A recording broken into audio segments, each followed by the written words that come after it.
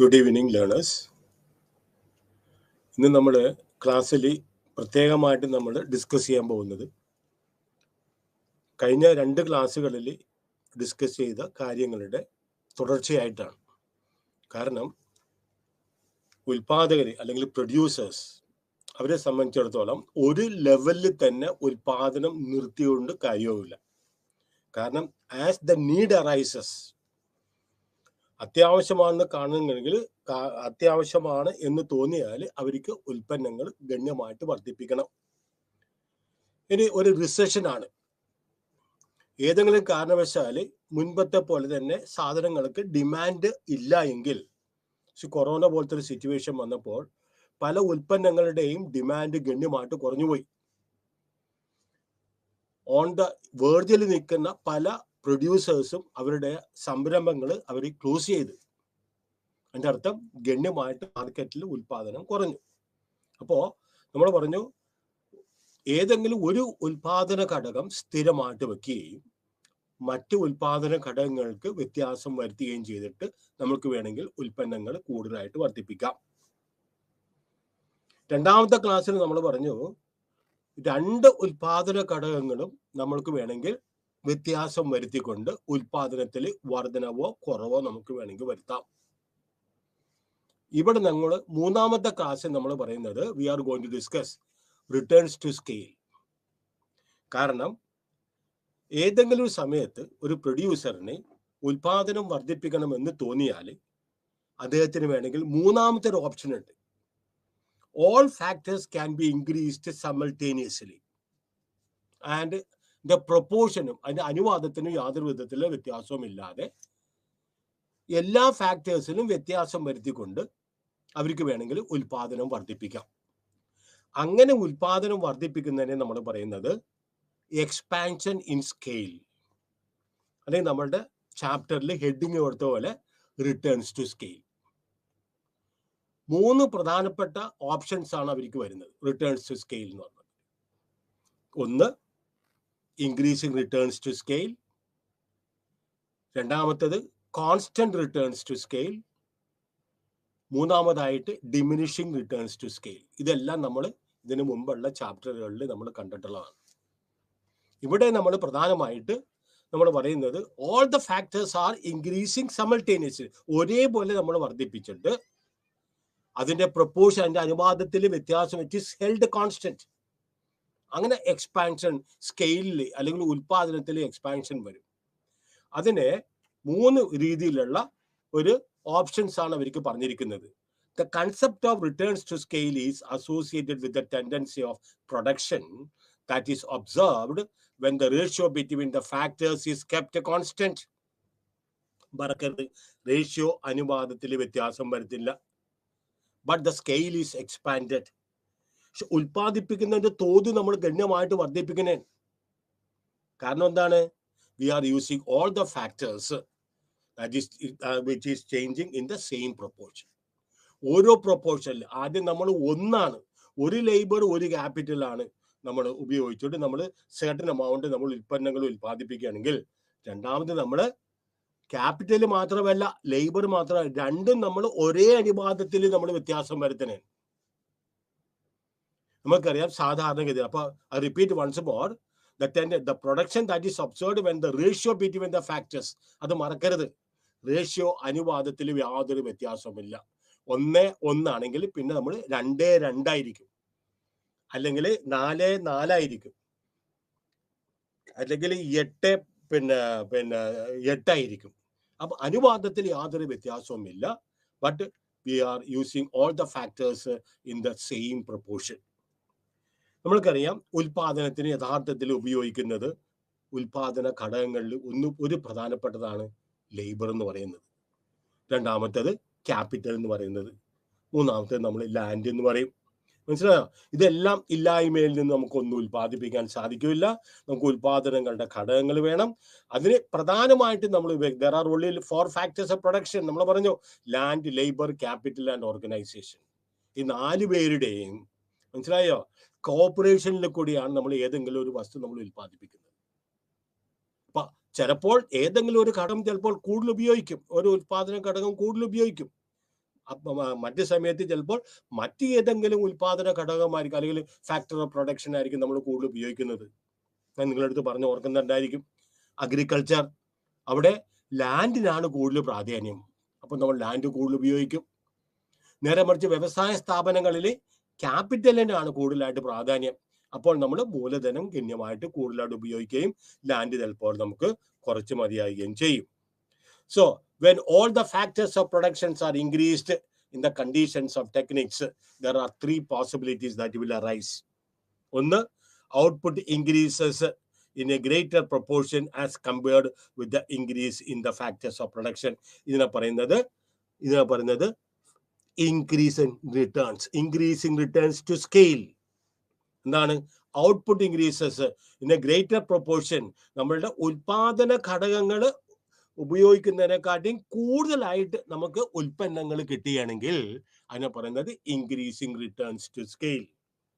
Then output increases in a smaller proportion as compared with the increases in the amount of the factors of production. Second one is increasing returns to scale ഉണ്ട്. ഇതിനകത്ത് ഒരു ഇത് വിട്ടുപോയിട്ടുണ്ട് കേട്ടോ. ഒന്ന്, increasing returns to scale, അതായത് ഉൽപ്പന്നം നമ്മൾ ഇറക്കുന്ന ഉൽപാദന ഘടകങ്ങളെക്കാട്ടും കൂടുതലായിട്ട് നമുക്ക് ഉൽപ്പന്നങ്ങൾ കിട്ടുകയാണെങ്കിൽ അതിനെ പറയുന്നത് ഇൻക്രീസിങ് റിട്ടേൺസ് ടു സ്കെയിൽ. നേരെ മറിച്ച് ഉൽപ്പന്നങ്ങളുടെ അല്ലെങ്കിൽ ഉൽപാദന ഘടകങ്ങളുടെ തോതും ഉൽപ്പന്നത്തിൽ ഉണ്ടാവുന്ന വർധനവിന്റെ തോതും ഒരേപോലെയാണെങ്കിൽ നമ്മൾ പറയും കോൺസ്റ്റന്റ് റിട്ടേൺസ് ടു സ്കെയിൽ.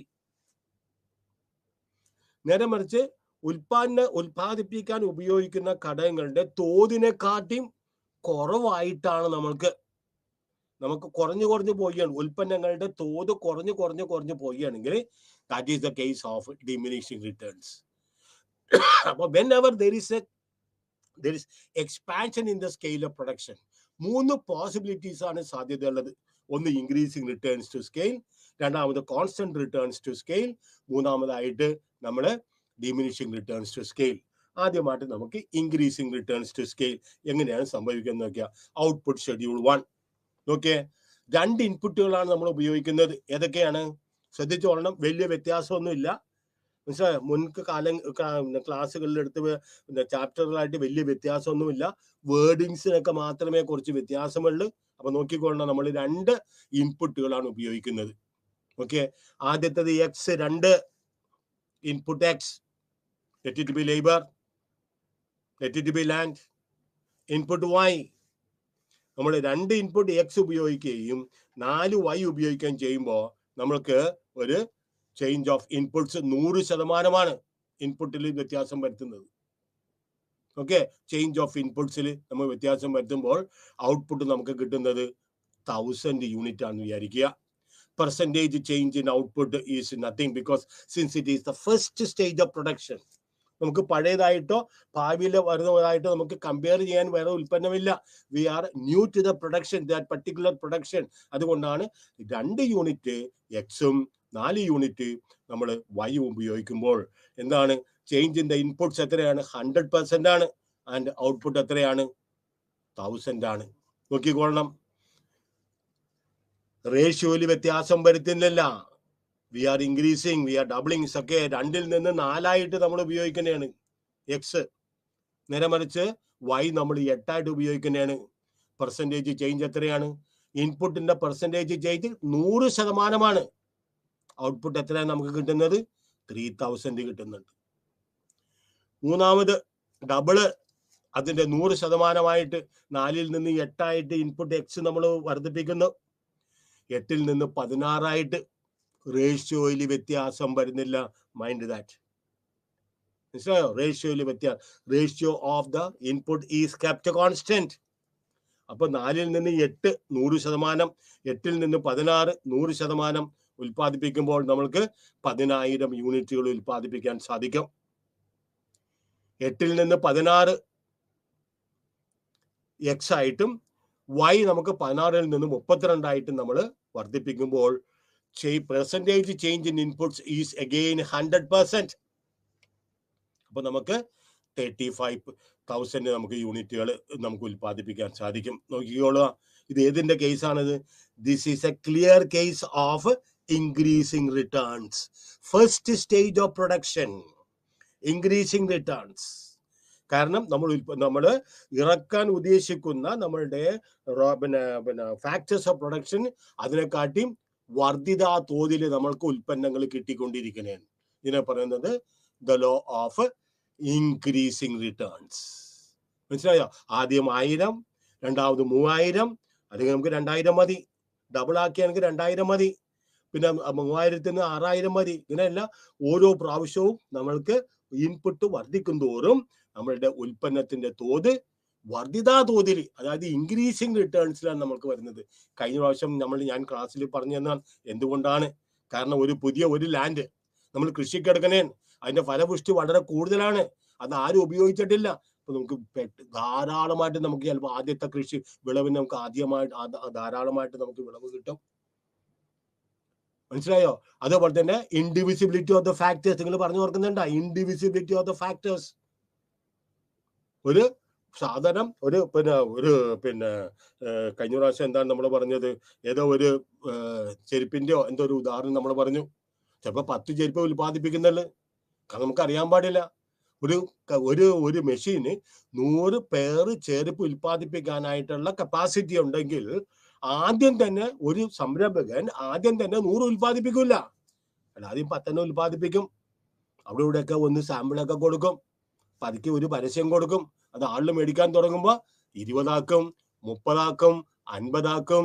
അതിനുശേഷം 100 വരെ എത്തും. 100 വരെ എത്തുമ്പോഴും അദ്ദേഹത്തിന് ആ ഒരു മെഷീൻ തന്നെ മതി. അപ്പൊ ചെലവ് അയാൾക്ക് കുറഞ്ഞു വരും, റിട്ടേൺസ് കൂടി വരികയും ചെയ്യും. അദ്ദേഹത്തിന്റെ ചെലവ് പരമാവധി കുറയ്ക്കുകയും ചെയ്യും, വരുമാനം ഗണ്യമായിട്ട് വർദ്ധിക്കുകയും ചെയ്യും. ഇതാണ് first stage, that is increasing returns. At all the stages we are increasing the quantity of inputs by 100%. അത് ക്ലിയർ ആണ്. രണ്ടാമത്, with increase in the quantity of inputs, the quantity of output is increasing more than 100%. 1000 2000 അല്ല, 1000 കഴിഞ്ഞിട്ട് പിന്നെ 3000 ആണ്. 3000 കഴിഞ്ഞിട്ട് പിന്നെ എത്രയാണ്? 10,000 10,000 ആണ്. 10,000 കഴിഞ്ഞിട്ട് 20,000 25,000 അല്ല, 35,000 ആണ്. അതുകൊണ്ടാണ് പറയുന്നത് in quantity increase ചെയ്യുമ്പോൾ the quantity of output is increasing more than 100% at all stages, and therefore this is a clear case of increase in the law of increasing returns to scale. ഇത് രണ്ടാമത്തെ options എന്ന് പറഞ്ഞിട്ടുണ്ടെങ്കിൽ 3 options ആണ് ഉള്ളത്. അതിനകത്ത് രണ്ടാമത്തേതാണ് constant returns. നോക്കിക്കൊള്ളുക, the returns are constant. Input അത് നമ്മൾ ഒരേ അനുപാതത്തിൽ നമ്മൾ വർദ്ധിപ്പിച്ചിട്ടും പെർസെൻറ്റേജ് ചേഞ്ച് ഇൻ ഇൻപുട്സ് 100% നോക്കിക്കൊള്ളുക. ഔട്ട്പുട്ട് 1000, 2000, 4000, 8000.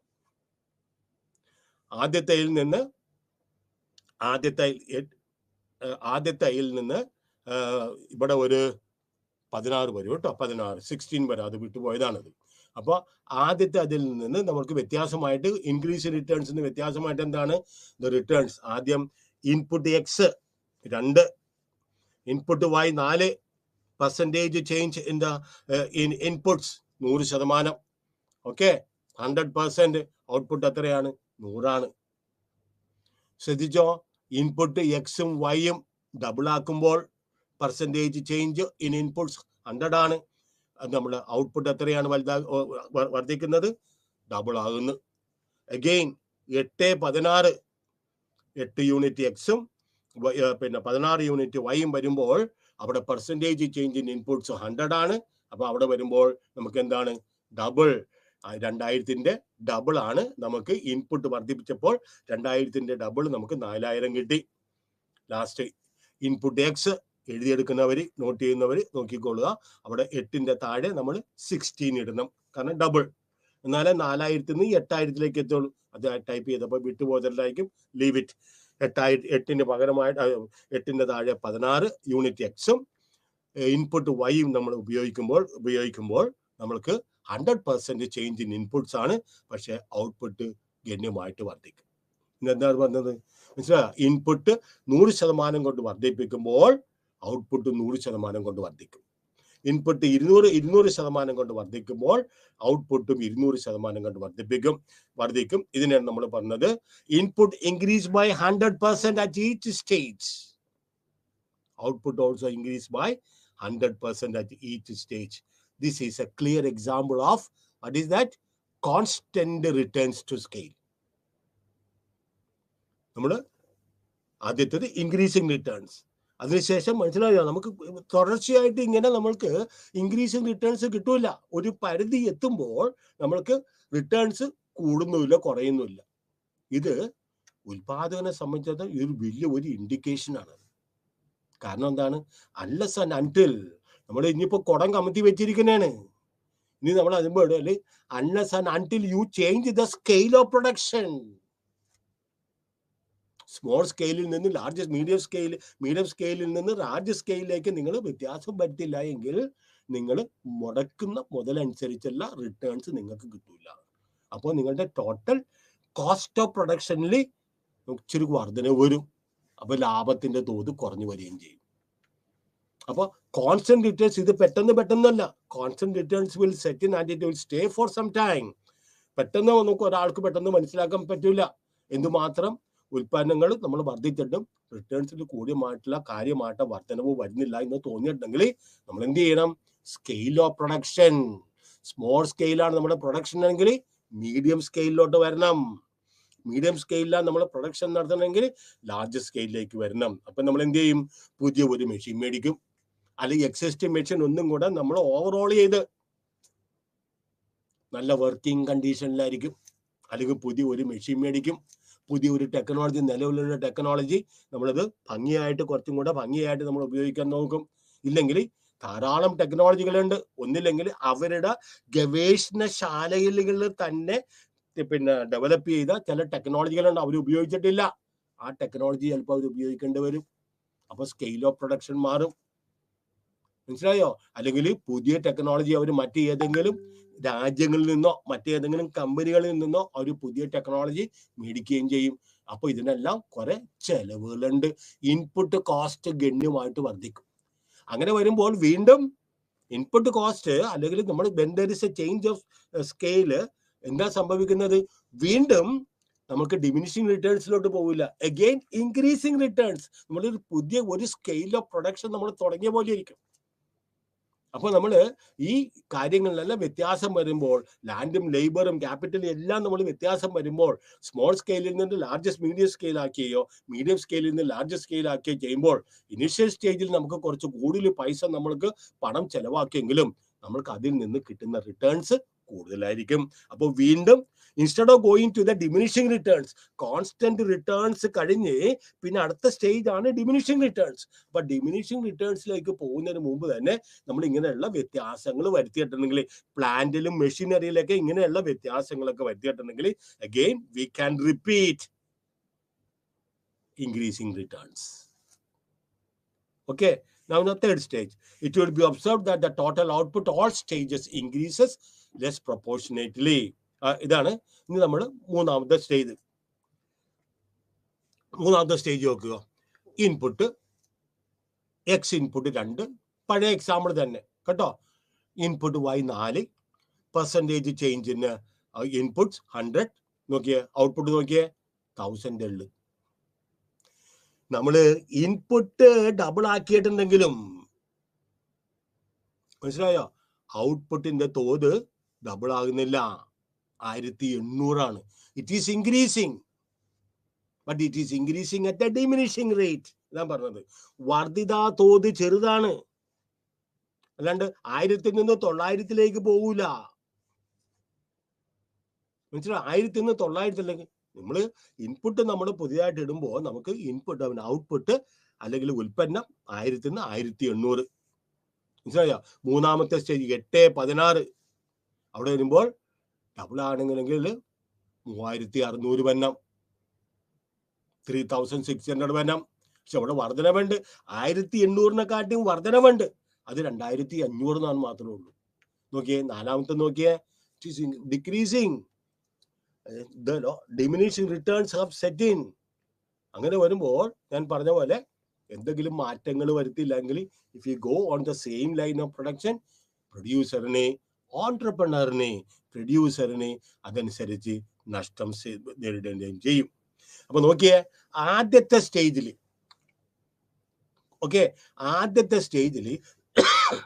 ഇൻക്രീസിങ് റിട്ടേൺസിൽ ഒരു കാര്യം നിങ്ങൾ മറക്കാതെ ഓർത്തിരിക്കണം. ഒരു കാര്യമാണ്, ഇത് വീണ്ടും വീണ്ടും പിന്നെയും വരും. അതുകൊണ്ടാണ് ഞാൻ പറയുന്നത് ഇൻക്രീസിങ് റിട്ടേൺസ്, അതായത് ആദ്യത്തെ സ്റ്റേജിൽ നമ്മൾ ഇൻപുട്ട് ഡബിൾ ആക്കാതെ തന്നെ നമുക്ക് ഔട്ട്പുട്ട് നമുക്ക് കൂട്ടാം. ഇൻപുട്ട് നമ്മൾ ഡബിൾ ആക്കാതെ തന്നെ, it is not necessary that input should be increased by the same proportion. Double ആക്കണമെന്നില്ല, അല്ലാതെ തന്നെ നമുക്ക് വർദ്ധിപ്പിക്കാം. നേരെ മറിച്ച് ഇവിടെ ഡബിൾ ആക്കിയിട്ട് പോലും മൂന്നാമത്തെ സ്റ്റേജിൽ ഡിമിനിഷിംഗ് റിട്ടേൺസിൽ ഇൻപുട്ടിന്റെ തോത് എക്സ് ആൻഡ് വൈ അത് ഡബിൾ ആക്കിയിട്ട് പോലും നമ്മുടെ ഉൽപാദനം നമുക്ക് വർദ്ധിപ്പിക്കാനായിട്ട് നമുക്ക് സാധിക്കുന്നില്ല. വർദ്ധിതാ തോതിൽ നമുക്ക് വർദ്ധിപ്പിക്കാനായിട്ട് സാധിക്കുന്നില്ല. Okay, that is diminishing at a it is increasing at a diminishing rate. അതുകൊണ്ടാണ് diminishing returns to scale. അപ്പോൾ 3 options: increasing returns to scale, constant returns to scale and diminishing returns to scale. ഇങ്ങനെ ആകുമ്പോൾ it would be observed that the total output at all stages increases less proportionately than increase in inputs. അപ്പോൾ ഈ input increase ചെയ്യുന്ന ആ proportions, ആ അനുപാതം അനുസരിച്ച് ഔട്ട്പുട്ടിൽ വ്യത്യാസം വരുന്നുണ്ട്.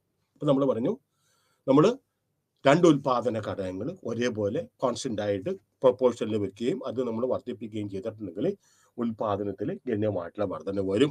അതിനാണ് നമ്മൾ പറയുന്നത് ആദ്യത്തെ sentence, this known as change of scale.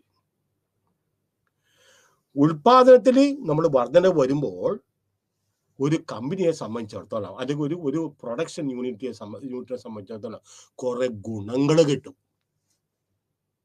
At the same time കുറെ ദോഷങ്ങളുണ്ടാവും. ആ ഗുണങ്ങളെ നമ്മൾ പറയുന്നത് അഡ്വാൻറ്റേജസ്, അല്ലെങ്കിൽ ഇക്കോണമീസ്, ചില നേട്ടങ്ങൾ. അതിന്റെ ഓപ്പോസിറ്റ് ഡിസ് ഇക്കോണമീസ്, ചില കോട്ടങ്ങൾ വരും, അല്ലെങ്കിൽ ഡിസ്അഡ്വാൻറ്റേജസ് വരും. അപ്പൊ എക്കോണമീസ് ഓഫ് സ്കെയിൽ, നമ്മൾ സ്കെയിൽ ഓഫ് പ്രൊഡക്ഷൻ എക്സ്പാൻഡ് ചെയ്യുമ്പോൾ ഓരോ യൂണിറ്റിനും, എക്സ്പാൻഡ് ചെയ്യുന്ന ഓരോ യൂണിറ്റിനും ചില ഗുണങ്ങൾ കിട്ടും. അതുപോലെ ദേ ഹാവ് ടു ഫേസ് ദോഷങ്ങളും അവർ ഫേസ് ചെയ്യണം. ഈ ഗുണങ്ങൾ 2 രീതിയിലുണ്ട്, മനസ്സിലായോ? അതായത് ഇന്റേണൽ എക്കോണമീസ് ഉണ്ട്, എക്സ്റ്റേണൽ എക്കോണമീസ് ഉണ്ട്. ഒരു ഉൽപാദന ഘടകത്തിന്റെ ഉണ്ടായ വർധനവ് കൊണ്ട്, ആ യൂണിറ്റിന്റെ മാത്രമായിട്ടുള്ള വർധനവ് കൊണ്ട് ആ യൂണിറ്റിന് കിട്ടുന്ന ചില പ്രധാനപ്പെട്ട നേട്ടങ്ങളെ നമ്മൾ പറയുന്നത് ഇന്റേണൽ എക്കോണമീസ് എന്ന് പറയുന്നത്. പിന്നെ പെക്യൂണിയറി എക്കോണമീസ് എന്ന് പറയും. അതായത് പണപരമായിട്ട് കിട്ടുന്ന ഒരു സാധനമാണ്, അതിനാണ് ലാഭം കിട്ടുന്നത്, പണത്തിന്റെ തോതിൽ കിട്ടുന്ന നേട്ടത്തിനെ പറഞ്ഞത് പെക്യൂണിയറി ഇന്റേണൽ എക്കോണമീസ് എന്ന് പറയുന്നത്. ഇതുകൂടാതെ എക്സ്റ്റേണൽ എക്കോണമീസും ഉണ്ട്. ഒരു കമ്പനിക്ക് കിട്ടുന്നതായിട്ട് ഉദാഹരണമായിട്ട് ഞാൻ പറയാൻ, ലേറ്റസ്റ്റ് ഇവിടെ ഉള്ള ആളുകൾക്കൊക്കെ, കേരളത്തിലുള്ള ആളുകൾക്കൊക്കെ നമ്മുടെ ഏലൂർ കളമശ്ശേരി ബെൽറ്റ്, ഇത് ഒരു പിന്നെ എന്താണ്, ഒരു ഇൻഡസ്ട്രിയൽ ബെൽറ്റ് എന്നാണ് പറയുന്നത്. മനസ്സിലായോ? ഇപ്പൊ ആരെങ്കിലും ഒരു തൊഴിൽ നോക്കി തേടി അവിടെ പോവുകയാണെങ്കിൽ അവർക്ക് ഭാഗ്യമുണ്ടെങ്കിൽ ഏതെങ്കിലും ഒരു കമ്പനിയിൽ ജോലി കിട്ടും. കാരണം എന്താണ്, അവിടെ ഒരു കമ്പനിയല്ല ഉള്ളത്. FACT ഉണ്ട്, TCC ഉണ്ട്, IRE ഉണ്ട്, HIL ഉണ്ട്, ഹിന്ദുസ്ഥാൻ ഇൻസെക്ടിസൈഡ്സിന്റെ ഇതുണ്ട്, TCC ഉണ്ട്, കാർബോറാണ്ടം ഉണ്ട്, പിന്നെ അതുപോലെ ചെറിയ ചെറിയ ചെറിയ ചെറിയ കമ്പനികളല്ല, അതുകൂടാതെ വേറെ ഉണ്ട്. ഇതെല്ലാം ഒരു എക്സ്റ്റേണൽ എക്കോണമിയാണ്. ആ കമ്പനിക്ക് ഏതെങ്കിലും ഒരു കമ്പനി, ആദ്യമായിട്ട് തുടങ്ങുന്ന ഒരു കമ്പനി പുറകിലോട്ട് ഏതെങ്കിലും റിമോട്ട് സെന്ററിലാണ് കൊണ്ടുപോയി. കാരണം ഇപ്പൊ ടൗണിലൊക്കെ ഇപ്പൊ ആളുകൾ ഫ്ലാറ്റ് പണിയാൻ തന്നെ സമ്മതിക്കുന്നില്ല, ഗവൺമെന്റ് സമ്മതിക്കുന്നില്ല. കാരണം എന്താണ്, ഇഷ്ടംപോലെ ഡിസ്ഇക്കോണമീസ് അത് കൊണ്ടുവരും. ഇമാജിൻ ഒരു 9 മണിയാകുമ്പോൾ ഇവിടെ ഉള്ള ടൗണിലുള്ള ഫ്ലാറ്റുകളിൽ നിന്ന് മിക്കവർക്കും, ടൗണിലുള്ള ആളുകൾക്ക് മിക്കവർക്കും ഒരു കാറെങ്കിലും ഉണ്ടാവും. ഇമാജിൻ ഇവിടെ കൊച്ചിയിലുള്ള ചെറിയ ഒരു സെന്ററിൽ, കൊച്ചിയിലുള്ള ചെറിയ ഒരു പല റോഡുകളും പഴയ പോലത്തെ തന്നെ വലിയ വ്യത്യാസമൊന്നുമില്ല. അതിൽ കൂടി ഓരോ ഫ്ലാറ്റിൽ നിന്ന് ഒരു 100-150 കാറുകൾ ഇങ്ങോട്ട് വെളിയിലേക്ക് ഇറങ്ങിയാണെങ്കിൽ പിന്നെ സാധാരണക്കാർക്ക് പോകാനേ പറ്റൂല. പബ്ലിക് ട്രാൻസ്പോർട്ടിന് it will come to a standstill. പറഞ്ഞു മനസ്സിലായി? അപ്പൊ അതനുസരിച്ച് ഡിസ്ഇക്കോണമീസ് ഉണ്ട്. ഇതിൽ നിന്ന് വരുന്ന ചില ടോക്സിക് ആയിട്ടുള്ള വ്യവസായ സ്ഥാപനങ്ങളിൽ നിന്ന് വരുന്ന പുക അത് ശ്വസിക്കുമ്പോൾ അതിന്റെ ഇൽ ഇഫക്റ്റ് ജനങ്ങളുടെ ഹെൽത്തിനെ അത് ബാധിക്കും. ഫോർ മെഡിക്കൽ എക്സ്പെൻസസ് അതനുസരിച്ച് ഗണ്യമായിട്ട് കൂടും. ട്രാൻസ്പോർട്ടേഷൻ ബിക്കംസ് ബുദ്ധിമുട്ടായിട്ട് വരും. മനസ്സിലായോ? Urban problem, urban congestion, pollution problem, road congestion, housing problem.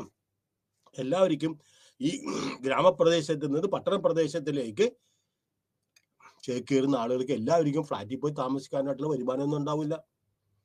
So lot of slums will come up. ചേരി പ്രദേശങ്ങൾ ഗണ്യമായിട്ട് വർദ്ധിക്കും. That will have its own evil effects. ഇനി increasing returns to scale.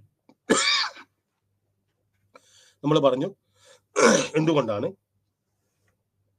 when the factors of production is kept fixed and the scale is expanded, initially the output increases in a greater proportion than the increase in the factors of production. ഇതാണ് increasing returns to scale. ഒരു diagram കാണിച്ചു തരാം. നോക്കിയത് ഇതാണ് increasing returns to scale. Okay, increasing returns to scale, output increases in a greater proportion than the increase in the factors of production. വളരെ clear ആണ്. അതിന്റെ അർത്ഥം എന്താണ്? If the factors are doubled, the output is more than doubled. അറിയാലോ? ഇനി നമുക്ക് രണ്ടാമത്തെ തിരിച്ച് സ്ലൈഡിലോട്ട് പോകേണ്ട ആവശ്യമില്ല. 2x-ഉം 4y-ഉം 4x-ഉം 8y-ഉം. അപ്പൊ നമ്മൾ ഇൻപുട്ടുകൾ നമ്മൾ ഡബിൾ ചെയ്യുമ്പോൾ ഔട്ട്പുട്ട് നമുക്ക് കിട്ടുന്നത് it is getting more than doubled. Okay, ആദ്യത്തേത് OS എന്ന് പറയുന്നത് സ്കെയിൽ ലൈൻ എന്നാ പറയുന്നത്.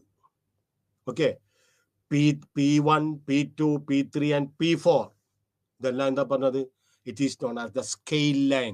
ഓരോ ഐസോക്വാൻസും ഉൽപ്പാദിപ്പിക്കുന്ന ഉൽപ്പന്നങ്ങളുടെ തോതിനെയാണ് നമ്മൾ കാണിക്കുന്നത്. അപ്പൊ P1, P2, P3 and P4 അന്ന് നമ്മൾ പറയുന്നത് ഐസോക്വാൻസ് എന്ന് പറയും. പിന്നെ OS is a scale line. എന്ത് മാത്രമാണ് ഉൽപ്പാദിപ്പിക്കുന്നത്? നോക്കിയ P1-ൽ A ആണ് ഉൽപ്പാദിപ്പിക്കുന്നത്. സ്കെയിൽ ലൈനും ഐസോക്വാൻറ്റും ഇന്റർസെക്ട് ചെയ്യുന്നത് A-യിലാണ്. A വരെ P1-ൽ ഉൽപ്പാദിപ്പിക്കും. AB-യിലോട്ട് പോകുമ്പോൾ പിന്നെ OB ഉൽപ്പാദിപ്പിക്കും, OC ഉൽപ്പാദിപ്പിക്കും, OD ഉൽപ്പാദിപ്പിക്കും. ഇതിന്റെ അടിസ്ഥാനത്തിലാണ് ആസ് വി മൂവ് ഓൺ, നമ്മൾ പറഞ്ഞില്ലേ, as we move on from P1 to P4. Higher isoquant represents higher level of production. ഇതൊക്കെ ഇതിനകത്ത് വരണം. Isoquant which is closer to the origin lower ആണ്. അപ്പൊ നമ്മൾ ഉൽപാദനം വർദ്ധിക്കുന്നു. ഇത് പോകും തോറും ഉൽപാദനം ആദ്യത്തേത് 10, രണ്ടാമത്തേത് 20, മൂന്നാമത്തേത് 30, നാലാമത്തേത് 40. എന്താണ് ഈ ദ ഫാക്ടേഴ്സ് ഓഫ് ഈ സെന്റൻസ് മറക്കരുത്.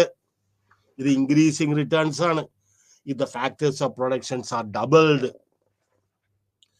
if factors are doubled, the output is more than double. In other words, to double the quantity of output, it is not necessary to double the quantity of the factors of production. ഞാൻ പറഞ്ഞില്ലേ, മറക്കരുത് ഇത്.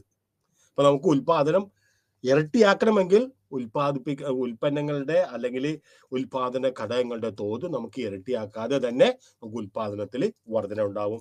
That is a clear case of increasing returns. ഇനി എന്തുകൊണ്ടാണ് increasing returns വരുന്നത്?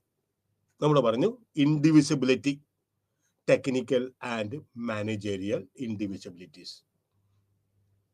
ഒന്ന്, ഉൽപ്പാദിപ്പിക്കുന്ന unit ചെറുതാണെങ്കിലും അവിടെ കുറെ ലെറ്റർ ഒക്കെ ടൈപ്പ് ചെയ്യണം. ചിലപ്പോൾ നമുക്ക് ഒരു ദിവസം ഒരു 5 ലെറ്റർ ടൈപ്പ് ചെയ്ത് വെച്ചാൽ മതി. അപ്പൊ നമുക്കൊരു ടൈപ്പ് റൈറ്റർ വേണം, അത് കൈകാര്യം ചെയ്യാനായിട്ടുള്ള ഒരു ടൈപ്പിസ്റ്റ് വേണം, പേപ്പർ വേണം, ബാക്കി എല്ലാ സൗകര്യങ്ങളും നമുക്ക് വേണം. മനസ്സിലായോ? കാരണം എന്താണ്? ടൈപ്പ് റൈറ്റർ ഇൻഡിവിസിബിൾ ആണ്. ഒരു ലെറ്റർ ടൈപ്പ് ചെയ്യണമെങ്കിൽ ഒരാൾ വേണം, 10 ലെറ്റർ ടൈപ്പ് ചെയ്യണമെങ്കിൽ ഒരാൾ വേണം. നമുക്ക് ഒരു ടൈപ്പ് റൈറ്റർ വേണം. അത് 50 ആണെങ്കിലും 100 ആണെങ്കിലും ചിലപ്പോൾ അയാൾ ഒരു ദിവസം 100 ലെറ്റർ ടൈപ്പ് ചെയ്യും. അപ്പൊ അതുകൊണ്ടാണ് ഇൻഡിവിസിബിലിറ്റി ഓഫ് സർട്ടൻ ഫാക്ടേഴ്സ് ഉൽപാദനം വർദ്ധിക്കാനായിട്ടുള്ള ചില ഉൽപാദന ഘടകങ്ങൾ നമുക്ക് ഡിവൈഡ് ചെയ്യാൻ പറ്റില്ല. ദാറ്റ് മാനേജറിയൽ ഇൻഡിവിസിബിലിറ്റി ഉണ്ട്. When the scale of production is enlarged, initially there is no equiproportionate increase in the demand for the factors of production. Scale of production increase ചെയ്യുമ്പോൾ ആ ഇൻക്രീസ് ചെയ്യുന്ന തോതനുസരിച്ച് നമുക്ക് ഉൽപാദന ഘടകങ്ങളുടെ തോത് വർദ്ധിപ്പിക്കേണ്ട. കാരണം നമ്മൾ നേരത്തെ തന്നെ ഒരു ടൈപ്പ് റൈറ്റർ മേടിച്ചു വെച്ചിട്ടുണ്ട്, ഇനി അതിനു വേണ്ടി വേറൊരു ടൈപ്പ് റൈറ്റർ മേടിച്ചു വെക്കണ്ട. മനസ്സിലായോ? രണ്ടാമത് സ്പെഷ്യലൈസേഷൻ. ഷംബർലൈൻ പറയുന്നത് increasing returns is mainly due to specialisation. കാരണം ഉൽപാദനം അല്ലെങ്കിൽ ഉൽപാദിപ്പിക്കുന്ന തോത് വർദ്ധിപ്പിക്കുമ്പോൾ we can introduce a division of labor. ഓരോരുത്തരുടെയും കഴിവനുസരിച്ച് ഓരോ തൊഴിലാളിയെയും എടുക്കാം. അതാത് സ്ഥലത്ത് ഓരോരുത്തരുടെയും കഴിവനുസരിച്ചുള്ള മേഖലയിൽ ഓരോരുത്തരെ നിയമിക്കുകയും ചെയ്യാം. So the workers are given jobs according to the ability. Their productivity increases while cost declines. ഇപ്പോഴത്തെ ഒരു നേച്ചർ നോക്കിക്കൊള്ളുക. IT മേഖലയിലാണ് ഏറ്റവും കൂടുതലായിട്ട് ഇപ്പോൾ തൊഴിലവസരങ്ങൾ. ഇപ്പോൾ സാമാന്യം ഭേദപ്പെട്ട ശമ്പളത്തോടു കൂടി, ലുക്രേറ്റീവ് ആയിട്ടുള്ള ഒരു ശമ്പളത്തോടു കൂടി IT മേഖലയിലാണ് ഇപ്പോൾ ഏറ്റവും കൂടുതലായിട്ട് ഇപ്പോൾ കിട്ടുന്ന എംപ്ലോയ്മെന്റ് ഓപ്പർച്യൂണിറ്റീസ് അറ്റ് പ്രസന്റ് കൂടുതലായിട്ട് നിൽക്കുന്ന അവിടെയാണ്. മറ്റു സ്ഥലത്ത് ഇല്ല എന്ന് പറയരുത്, ഉണ്ട്. പക്ഷെ എന്നാലും ഇവർ ആദ്യം കൊടുക്കുന്ന അത്രയുള്ള ശമ്പളം മറ്റാൾക്കും പലവരും കൊടുക്കാനായിട്ട് അവർക്ക് പറ്റുന്നില്ല. ആദ്യം IT-കാരെ മാത്രം എടുത്തു, കമ്പ്യൂട്ടർ സയൻസുകാരെ മാത്രം എടുത്ത്, പിന്നെ IT-കാരെടുത്ത്, ഇപ്പൊ ഇലക്ട്രോണിക്സ് ആൻഡ് കമ്മ്യൂണിക്കേഷൻകാരെ എടുക്കാൻ തുടങ്ങിയിട്ടുണ്ട്. ഇലക്ട്രിക്കലുകാരെ എടുക്കുന്നുണ്ട്, സിവിലുകാരെ എടുക്കുന്നുണ്ട്, മെക്കാനിക്കലുകാരെടുക്കുന്നുണ്ട്.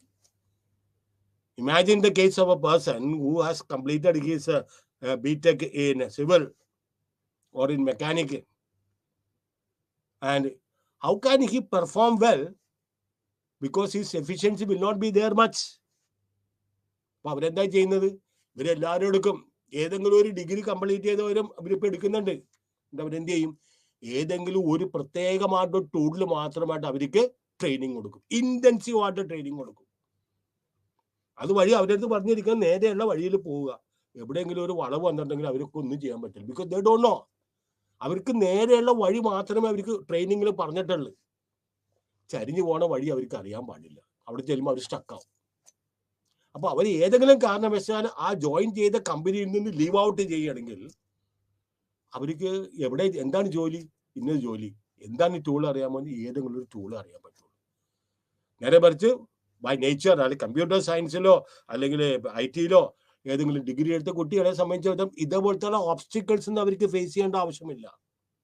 അപ്പൊ രണ്ട് കാര്യമുണ്ട് എന്തുകൊണ്ടാണ് ഇൻക്രീസിങ് റിട്ടേൺസ് വരുന്നത്. ഒന്ന് indivisibility, then technical and managerial indivisibilities. അത് രണ്ട് രീതിയുണ്ട്. ടെക്നിക്കൽ ഉണ്ട്, അതുകൊണ്ട് മാനേജറിയൽ ഇൻഡിവിസിബിലിറ്റീസ് ഉണ്ട്. മാനേജറിയൽ ഇൻഡിവിസിബിലിറ്റി നമുക്ക് ചെറിയ ഒരു യൂണിറ്റ് ആണ് നമ്മൾ ഉൽപ്പാദിപ്പിക്കുന്ന ഒരാൾ വേണം.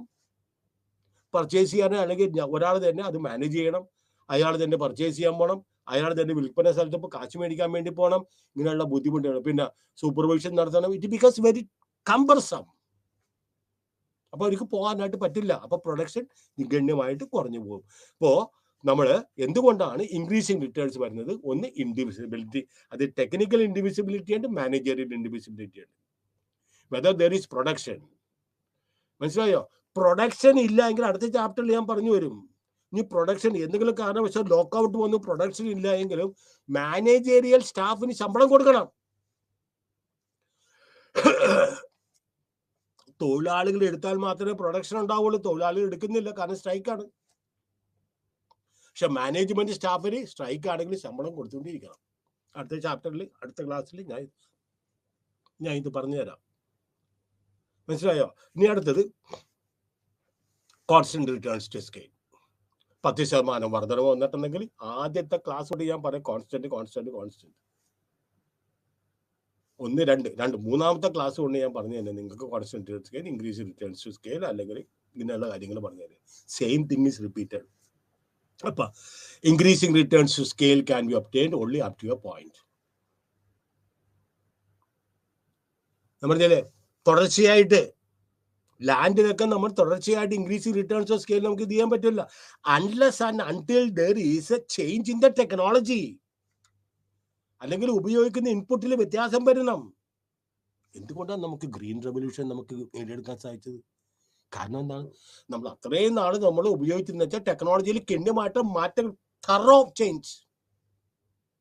ബെറ്റർ സീഡ്സ്, നല്ല ഇനത്തിലുള്ള വിത്തുകൾ, വളം, ഇറിഗേഷൻ ഫെസിലിറ്റീസ്, പിന്നെ മന്യുവർ അല്ലെങ്കിൽ പിന്നെ എന്താണ് വളം, ഇതെല്ലാം അവർക്ക് പുതിയതായിട്ട് ഒരു പാക്കേജ് പ്രോഗ്രാമായിരുന്നു. ഗണ്യമായിട്ട് ഉൽപാദനം. നമ്മുടെ ഇന്ത്യയുടെ ആദ്യത്തെ ജനങ്ങളുടെ പട്ടിണി മാറ്റുന്നതിന് വേണ്ടി ഏറ്റവും കൂടുതലായിട്ട് ആദ്യം സഹായിച്ച ഒരു പ്രസ്ഥാനമാണ് ഇന്ത്യയിലെ ഗ്രീൻ റവല്യൂഷൻ. അതിനുശേഷം ജനസംഖ്യ ഇത്രയും ഗണ്യമായിട്ട് അതിനുശേഷം വളർന്നു 1.4 ബില്യണായി. എന്നിട്ട് നമ്മൾക്ക് അവിടെ ഇവിടെയൊക്കെ എന്തൊക്കെ കേൾക്കുന്നുണ്ടെങ്കിൽ പോലും ഒരു രണ്ടാമത്തെ ഒരു ഗ്രീൻ ഒരു ടെക്നോളജി, ഒരു ബ്രേക്ക് ത്രൂ ഇൻ ടെക്നോളജി കൃഷിയിൽ അവർക്ക് കൊണ്ടുവരാൻ സാധിച്ചിട്ടില്ല. അവിടെ ഇവിടെയൊക്കെ എന്തൊക്കെ വ്യത്യാസങ്ങളൊക്കെ വരുത്തുന്നുണ്ട് അല്ലെ? ഒരു രണ്ടാമത്തെ ഒരു ഗ്രീൻ റെവല്യൂഷൻ നമുക്ക് ഇതേവരെ കൊണ്ടുവരാനായിട്ട് സാധിച്ചിട്ടില്ല. അപ്പൊ increasing returns cannot go on indefinitely. അതിനുശേഷം ഞാൻ പറഞ്ഞ പോലെ കോൺസ്റ്റന്റ് റിട്ടേൺസ് നമ്മൾ മുതൽ മുടക്കുന്നതിന്റെ തോതനുസരിച്ച് നമുക്ക് അത്രയും മാത്രം കിട്ടുള്ളൂ, കൂടുതലും ഇല്ല കുറവുമില്ല. അങ്ങനെ വരുമ്പോൾ ഒരു പ്രൊഡ്യൂസറെ സംബന്ധിച്ചിടത്തോളം പരമാവധി ലാഭം കിട്ടണം, അതിന് കോസ്റ്റ് റെഡ്യൂസ് ചെയ്യണം. അപ്പൊ അതിനുള്ള മാർഗങ്ങൾ നോക്കിയില്ലെങ്കിൽ ഈസ് നോട്ട് പ്രൊഡ്യൂസിങ് ഫോർ ചാരിറ്റിക്ക് വേണ്ടിയിട്ടല്ല അദ്ദേഹം ഉൽപ്പാദിപ്പിക്കുന്നത്. അപ്പൊ this production function is called linear homogeneous production function. അപ്പൊ കോൺസ്റ്റന്റ് റിട്ടേൺസ് ടു സ്കെയിൽ അതിനെ പറയുന്നത് മറക്കരുത്, this is known as linear homogeneous production function അല്ലെങ്കിൽ homogeneous production function of the first degree. പരീക്ഷയ്ക്ക് ചിലപ്പോൾ ഇതുപോലെയൊക്കെ ചോദിക്കും. അതിന്റെ അർത്ഥം എന്താണ്? That is constant returns. ഒന്നുകൂടെ പറഞ്ഞാൽ ലീനിയർ ഹോമോജീനിയസ് പ്രൊഡക്ഷൻ ഫംഗ്ഷൻ എന്ന് അതിനെ പറയാം, അല്ലെങ്കിൽ homogeneous production function of the first degree. നോക്കിയേ, P3, P4, P5, P6. Okay, CD is equal to DE equal to EF. From isochons P4 to P5, or from isochon P5 to P6, constant returns of scale are obtained. The fact CD, okay, CD is equal to DE, DE is equal to EF is on the scale line indicates this phenomenon. അപ്പോൾ നമ്മൾ പറഞ്ഞ എന്താണ്? CD is equal to DE, DE is equal to EF. കാരണം എന്താണ്? It is increasing proportion. Constant returns scale increases in the same proportion in which the inputs are increased. Inputs 10% കൊണ്ട് വർദ്ധിപ്പിക്കുകയാണെങ്കിൽ ഔട്ട്പുട്ടും 10% കൊണ്ട് വർദ്ധിപ്പിക്കുകയും ചെയ്യും. Then, when the benefits of specialization of a factor in the unit of production are small, and when such benefits have already been reaped at a small level of production, then for a considerable period of time, production increases according to the law of constant return. This is very important. ആദ്യത്തെ രണ്ടാമത്തെ തോതിലുള്ള നമ്മുടെ specialisation നമുക്ക് ഞാൻ പറഞ്ഞില്ലേ, increasing returns ഒരു പരിധി വരെ നമുക്ക് കിട്ടുള്ളൂ. അതൊക്കെ നമ്മൾ എൻജോയ് ചെയ്ത് കഴിഞ്ഞു. ഇനി നമുക്ക് രണ്ടാമത് വീണ്ടും ആ തോതിൽ നിന്ന് നമുക്ക് വീണ്ടും പഴയ ഇൻക്രീസിംഗ് റിട്ടേൺസിലേക്ക് പോകണമെങ്കിൽ ഞാൻ നിങ്ങളുടെ അടുത്ത് പറഞ്ഞു സ്കെയിൽ ഓഫ് പ്രൊഡക്ഷനിൽ വ്യത്യാസം വരുന്നു. അത്രയും നാള് മൈക്രോ യൂണിറ്റ് ആണെങ്കിൽ സ്മോൾ യൂണിറ്റ് ആക്കണം, സ്മോൾ യൂണിറ്റ് ആണെങ്കിൽ മീഡിയം സ്കെയിൽ ആക്കണം, മീഡിയം സ്കെയിൽ ആണെങ്കിൽ ലാർജ് സ്കെയിൽ ആക്കണം. എന്നാൽ മാത്രമേ ഈ ഒരു സ്റ്റേജ് ഇത് പിന്നെ നമ്മളുടെ കോൺസ്റ്റന്റ് റിട്ടേൺസിൽ നിന്ന് നമുക്ക് വീണ്ടും ഇൻക്രീസിംഗ് റിട്ടേൺസിലേക്ക് പോകാൻ സാധിക്കുള്ളൂ. ഇല്ലേ, after this constant returns what is the third stage? Third and the natural stage is it will start following. 1000 നിന്ന് 2000 പറഞ്ഞാൽ 1800, 1800 മൂന്നാമത്തേത് 2500, 2500 നിന്ന് എന്താണ് 3200 3000 എന്തോട്ട് പോകുന്നു. നമ്മൾ ഇറക്ക് ചെയ്യുന്ന, അതായത് നമ്മൾ ഉൽപാദന ഘടകങ്ങൾക്ക് വേണ്ടിയിട്ട് ചെലവാക്കുന്ന പൈസയുടെ തോതനുസരിച്ച് നമുക്ക് ഉൽപ്പന്നങ്ങൾ കിട്ടൂല. That is known as diminishing returns to scale. Ensure that the size of the productivity of the firms cannot be infinitely large. Okay, infinite ആയിട്ട് ലാർജ് ആയിട്ട് നമുക്ക് കൊണ്ടുപോകാൻ പറ്റില്ലത്. ഇന്നല്ലെങ്കിൽ നാളെ diminishing returns will set in. അപ്പൊ എന്താണ്? Generally after a limit, when the quantity of the factors of production is increased in such a way that the proportion of the factors remains unchanged, output increases in a smaller proportion as compared with the increases in the amounts of factors of production. ഞാൻ പറഞ്ഞു തന്ന കാര്യം തന്നെ നിങ്ങളുടെ ബുക്കിൽ നിന്ന് തന്നെ ഞാൻ എടുത്തിട്ടേക്കുന്നതാണ്. മനസ്സിലായോ? ഒരു സ്റ്റേജ് എത്തിയതിനു ശേഷം, കോൺസ്റ്റന്റ് റിട്ടേൺസ് എത്തിയതിനു ശേഷം നമ്മൾ മുതൽ മുടക്കുന്ന തോതനുസരിച്ച് ഉൽപാദന ഘടകങ്ങൾക്ക് വേണ്ടിയിട്ട് ഉൽപാദന ഘടകങ്ങൾ നമ്മൾ എംപ്ലോയ് ചെയ്യുന്ന തോതനുസരിച്ച് നമ്മൾക്ക് ഉൽപ്പന്നങ്ങൾ നമുക്ക് അതനുസരിച്ച് കിട്ടില്ല. But it will increase only at a diminishing rate. It will increase only at a diminishing rate. നോക്കിക്കോളുക. P5 and P6 ഐസോക്വാൻസ് നമ്മൾ നേരത്തെ കണ്ടതാണ്. P5 and P6 എന്താണ് നമ്മൾ കണ്ടത്? P5 and P6 they are the last stage of the constant returns. അപ്പോ constant returns കഴിഞ്ഞിട്ടാണ് നമ്മൾ പറയുന്നത് എന്താണ്?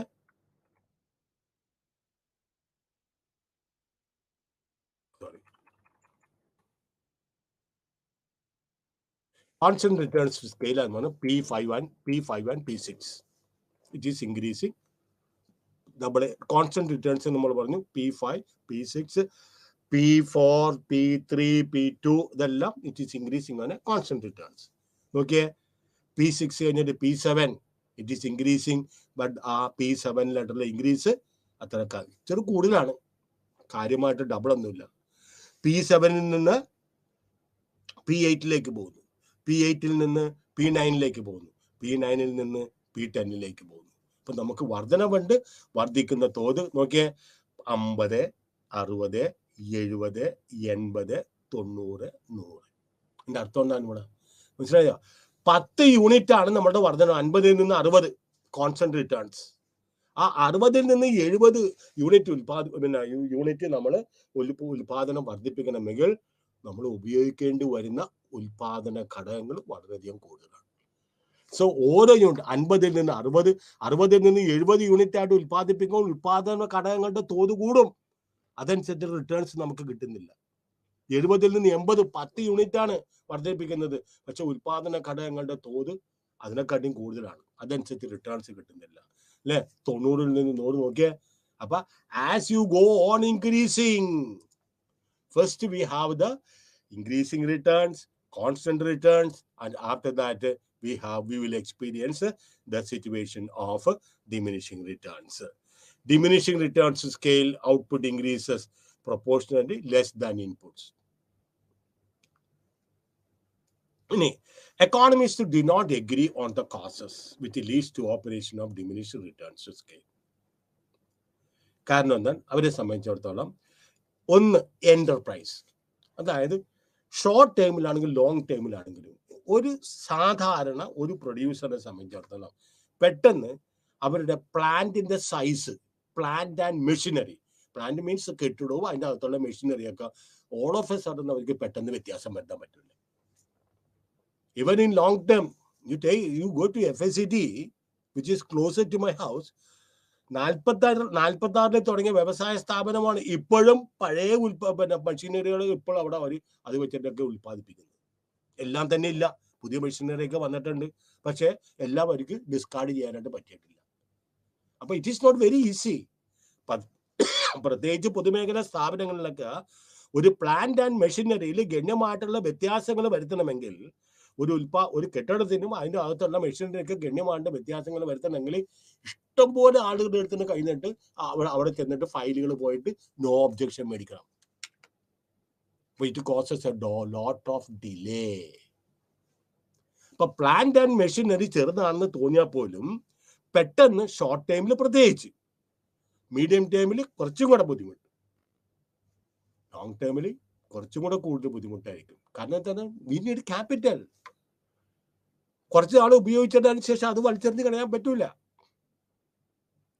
നിലവിലുള്ള മെഷീനറി പരമാവധി അവർ റിപ്പയർ ചെയ്തുകൊണ്ട് അവർ ചിലപ്പോൾ അത് ഉപയോഗിക്കാൻ നോക്കും.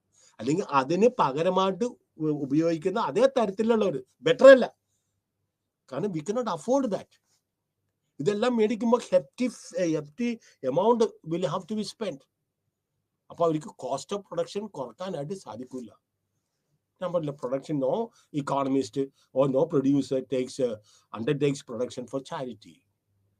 അപ്പോ ഒന്ന് എന്റർപ്രൈസ് എന്താണ് ഡിമിനിഷ് ചെയ്യുന്നത്? Enterprise cannot be change all of a sudden.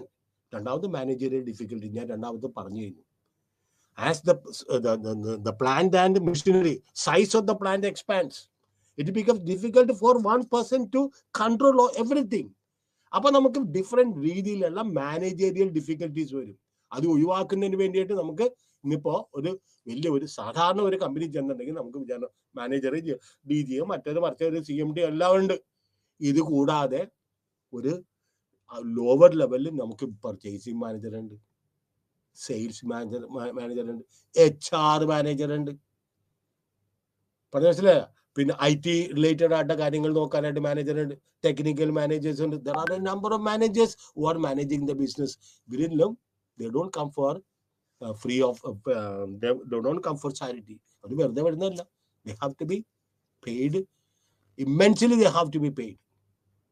Hefty salaries and perks will have to be given to these staff.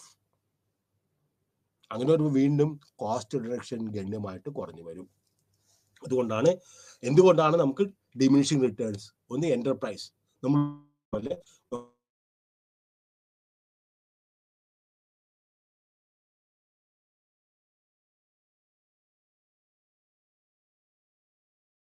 ടേംസിൽ production വർക്കിൽ നമുക്ക് ഇക്കോണമീസ് കിട്ടും, മാർക്കറ്റിംഗിൽ നമുക്ക് ഇക്കോണമീസ് കിട്ടും.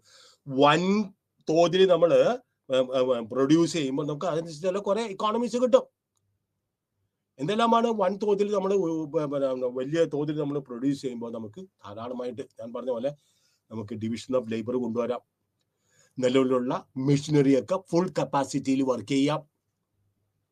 പിന്നെ പഴയ മെഷീനൊക്കെ നമുക്ക് വേണമെങ്കിൽ റിപ്പയർ ചെയ്യാം. അതിനുവേണ്ടി റിപ്പയറിംഗ് ഡിപ്പാർട്ട്മെന്റ്, മെക്കാനിക്കൽ ഡിപ്പാർട്ട്മെന്റ് തന്നെ അവർക്ക് മെയിൻറ്റെയിൻ ചെയ്യാം.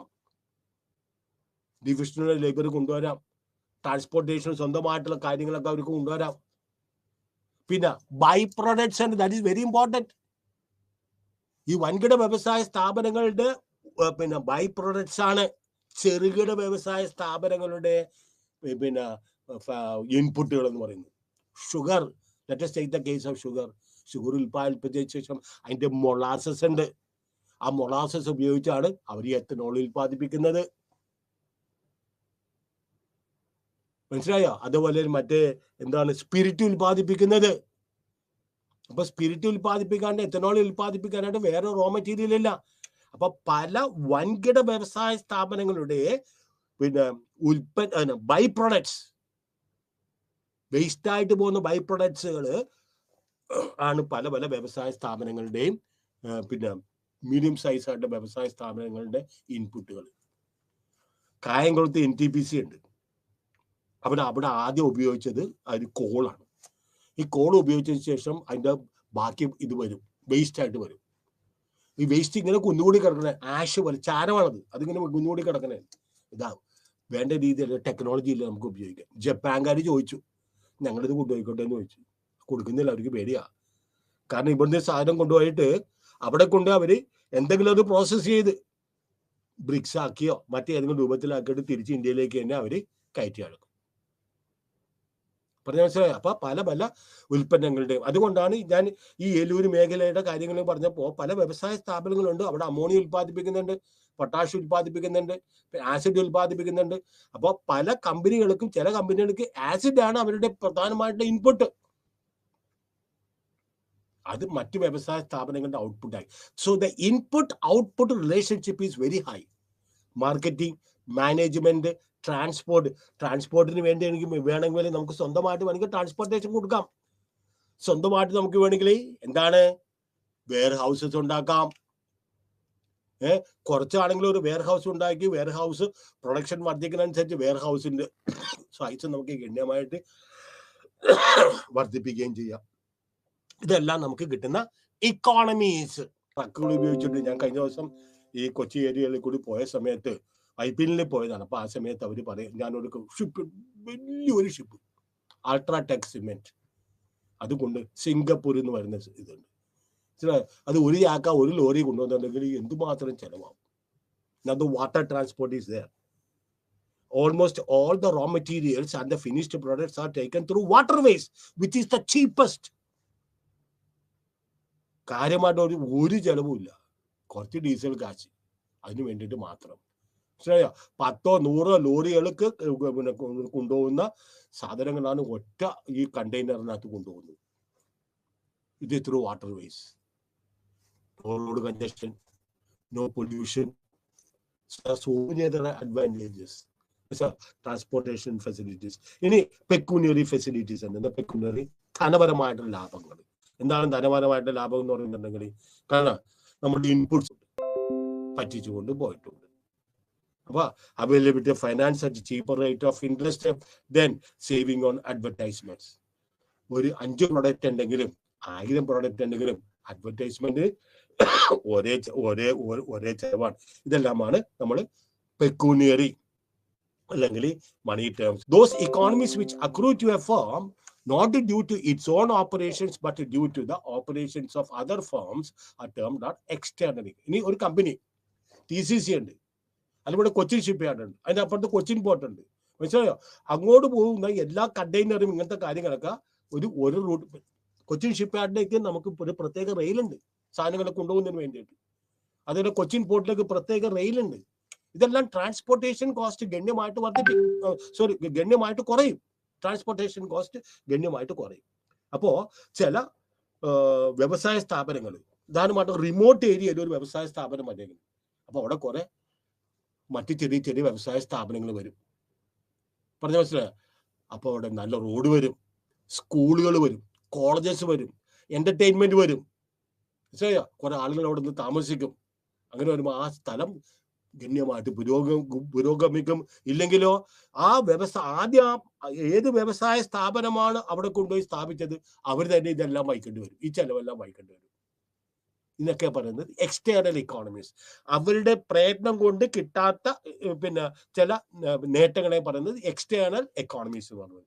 സ്വന്തം പ്രയത്നം കൊണ്ട് കിട്ടുന്ന അഡ്വാൻറ്റേജസ്, ഗുണങ്ങളെ നമ്മൾ പറയുന്നത് ഇന്റേണൽ എക്കോണമീസ് പറയുന്നത്.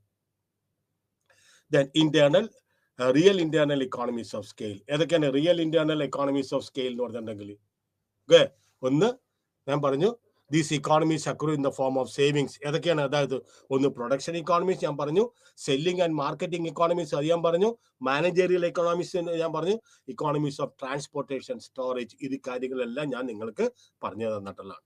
ഇനി production economies, selling economies, then pecuniary internal economies of scale. ഒന്ന് നോക്കിക്കൊള്ളുക, പണപരമായിട്ട് കിട്ടുന്ന നേട്ടങ്ങൾ. ഒരു ലാർജ് സൈസ്ഡ് ഫേം ആണെങ്കിൽ അത് സപ്ലയേഴ്സ് ഓഫ് റോ മെറ്റീരിയൽസിനോട് സ്പെഷ്യൽ ആയിട്ടുള്ള കൺസെഷൻ, ഞങ്ങൾ ഇത്രയും ബൾക്കായിട്ട് മേടിക്കണേ, നിങ്ങൾക്ക് കൺസെഷനിൽ തന്നെ. ഒരെണ്ണം മേടിക്കുന്നത് ചില കടകളിലൊക്കെ എഴുതിയിട്ടുണ്ട്, 2 എണ്ണം മേടിച്ചാൽ 3 എണ്ണം മേടിച്ചിട്ട് 3 ഉൽപ്പന്നം മേടിച്ചാൽ നിങ്ങൾക്ക് ഹോൾസെയിൽ വിലക്കാരാണ്. അത് ഞങ്ങൾ റീറ്റെയിൽ വിലക്കേ തരുള്ളൂ. അപ്പൊ നമ്മൾ ഹോൾസെയിൽ വിലക്ക് മേടിക്കുമ്പോൾ ചിലപ്പോൾ നമുക്ക് കൺസെഷൻസും അതുപോലെ തന്നെ ഡിസ്കൗണ്ടുകളൊക്കെ കിട്ടും. Then large companies can have greater goodwill in the capital market. അപ്പൊ ലോവർ റേറ്റ്സ് ഓഫ് ഇൻട്രസ്റ്റ്. അപ്പൊ ബാങ്കിൽ നിന്നും മറ്റു അതുപോലെ ധനകാര്യ സ്ഥാപനങ്ങളിൽ നിന്നും അവർക്ക് റെപ്യൂട്ടഡ് ആണ്. ഈ കമ്പനികളൊന്നും പൊളിഞ്ഞു പോവില്ല, റെപ്യൂട്ടഡ് ആണ്. അവർക്ക് ലോവർ റേറ്റിന് കൺസോർഷ്യം. ഇപ്പൊ ഒരു ബാങ്കിന് ഒറ്റയ്ക്ക് ലോൺ കൊടുക്കാൻ സാധിച്ചിട്ടുണ്ടെങ്കിൽ എ കൺസോർഷ്യം ഓഫ് ബാങ്ക് എന്ന് പറയുന്നത്, it may be the leader, may be the state bank of India,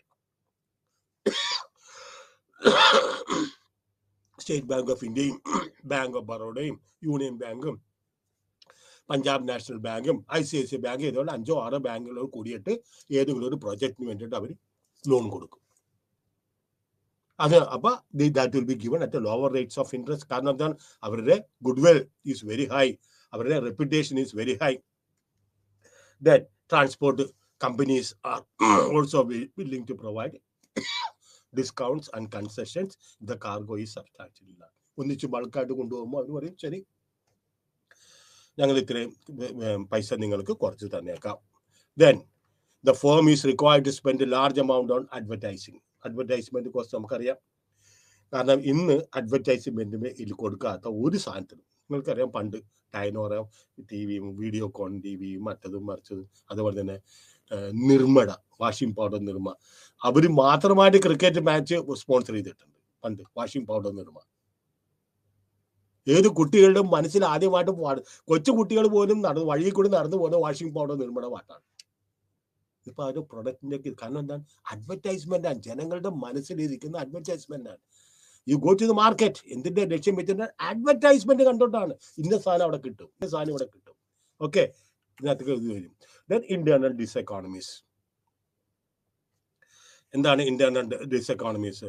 ഒരു വ്യവസായ സ്ഥാപനം കണ്ടിന്യൂസ് ആയിട്ട് എക്സ്പാൻഡ് ചെയ്തിട്ടുണ്ടെങ്കിൽ ഇഷ്ടം പോലെ ആയിട്ടുള്ള നമുക്ക് പിന്നെ ഇന്റേണൽ ആയിട്ടുള്ള ഡിസെക്കോണമീസ് വരും. ഇതാണ് ലിമിറ്റേഷൻസ് ഓഫ് ദി. ഒന്ന്, റോ മെറ്റീരിയൽസ് നമ്മൾ ഒരു ഭാഗത്ത്, ഇന്റേണൽ ഡിസെക്കോണമീസ്, റോ മെറ്റീരിയൽസ് നമ്മൾ ഒരു സ്ഥലം മാത്രമേ നമ്മൾ ആശ്രയിക്കുന്നുണ്ടെങ്കിൽ അവിടെ എന്തെങ്കിലും പ്രശ്നം വന്നിട്ടുണ്ടെങ്കിൽ, പ്രത്യേകിച്ച് ലോക്കലി ആയിട്ടുള്ള പ്രശ്നങ്ങൾ വന്നിട്ടുണ്ടെങ്കിൽ നമുക്ക് മറ്റ് ദൂരെ നിന്ന് നമ്മൾ പിന്നെ റോ മെറ്റീരിയൽസ് കൊണ്ടുവരേണ്ടി വരും. അപ്പൊ ചെലവ് ഗണ്യമായിട്ട് വർദ്ധിക്കും. Okay, problems in the management and technical factors. Problems in the management, ഞാൻ പറഞ്ഞില്ലേ, management becomes very very difficult when production expands, അല്ലെങ്കിൽ production unit expands, management becomes very very difficult. അപ്പൊ എല്ലാവരും കൂടെ ഒത്തൊരുമിച്ച് കൊണ്ടുപോകാൻ പറ്റില്ല. there will be a lot of delay in decision making. prompt decision എടുക്കണം. ടെക്നിക്കൽ ഫാക്ടേഴ്സ് ഉണ്ട്. ഇനി എക്സ്റ്റേണൽ എക്കോണമീസ്, ഞാൻ പറഞ്ഞ എക്സ്റ്റേണൽ എക്കോണമീസിന് ഞാൻ ഒരു ഉദാഹരണം പറഞ്ഞിട്ടുണ്ട്. എന്താണ് എക്സ്റ്റേണൽ എക്കോണമീസ്? ഒരു വ്യവസായ സ്ഥാപനം അവിടെ വരുമ്പോൾ മറ്റ് പല വ്യവസായ സ്ഥാപനങ്ങളും വരും. അവർക്ക് കിട്ടുന്ന ഗുണങ്ങൾ, ചീപ്പ് പവർ, ചീപ്പ് റോ മെറ്റീരിയൽസ്, ഇതെല്ലാം മറ്റു വ്യവസായ സ്ഥാപനത്തിനും കിട്ടും. പിന്നെ എക്സ്റ്റേണൽ ഡിസെക്കോണമീസ് ഉണ്ട്. അതെന്താ എക്സ്റ്റേണൽ ഡിസെക്കോണമീസ്? പ്രധാനമായിട്ടും pollution, housing problem, management problem, മനസ്സിലായോ, ഇൽ ഹെൽത്ത്, പിന്നെ എന്താണ് റോഡ് കൺജഷൻ, ഇതെല്ലാം നമ്മൾ പറയുന്നത് എന്താണ്? ഇതെല്ലാം എക്സ്റ്റേണൽ ഡിസെക്കോണമീസ് ആണ്. I hope you understood. ഇത്രയേ ഉള്ളൂ. അടുത്തത് ഇച്ചിരി കൂടെ വലിയ ചാപ്റ്ററാണ്. അപ്പോൾ അടുത്ത ക്ലാസ്സിൽ ഞാൻ ഇച്ചിരി കൂടെ നേരത്തെ പോകും, സ്പീഡിൽ പോകും, അല്ലെങ്കിൽ തീരുമില്ല കേട്ടോ. ഇത് ചെറിയൊരു ചാപ്റ്ററാണ്, എക്സ്റ്റേണൽ എക്കോണമീസ്, ഇതെല്ലാം നമുക്ക് ഓക്കെ.